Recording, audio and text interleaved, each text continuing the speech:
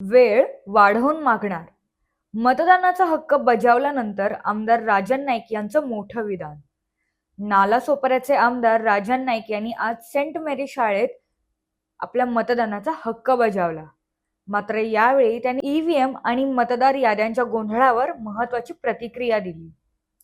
EVM मधील तांत्रिक बिघाडावर बोलताना ते म्हणाले की असे छोटे मोठे तांत्रिक प्रश्न नेहमीच येतात, पण अधिकारी सहकार्य करत आहेत आणि ज्या ठिकाणी मशीन सुरू होण्यास उशीर झाला तिथे मतदानाची वेळ वाढवून मागणार असल्याचं त्यांनी स्पष्ट केलंय.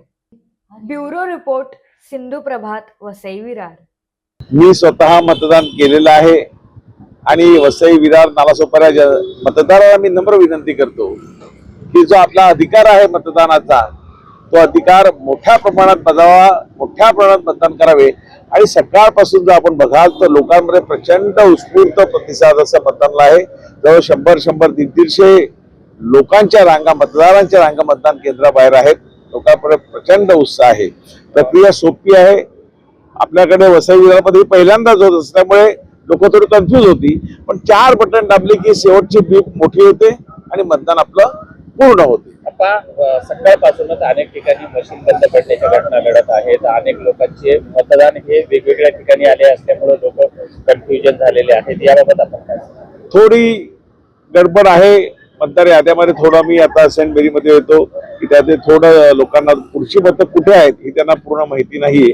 कारण श्रीप्रसाद केंद्रामध्ये ज्या वॉर्ड नंबर 11 मधली केंद्र 2 दिवसापूर्वी बदलली, त्यामुळे तिथे थोड्या प्रमाणात गोंधळ आहे.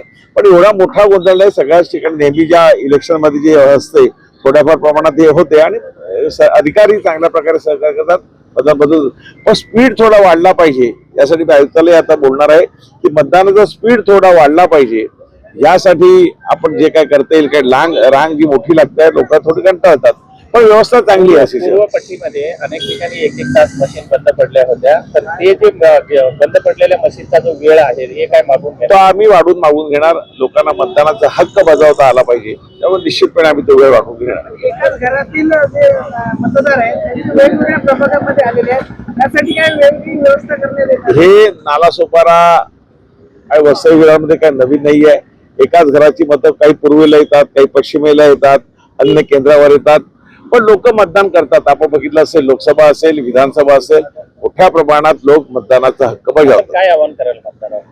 मी मतदारांना एवढीच विनंती करेन की आपण मोठ्या प्रमाणात मतदान करा. जो आपल्याला हक्क दिला, मतदानाचा अधिकार दिलेला आहे, त्याचा वापर आपण केलाच पाहिजे अशी मी लोकांना विनंती करेन.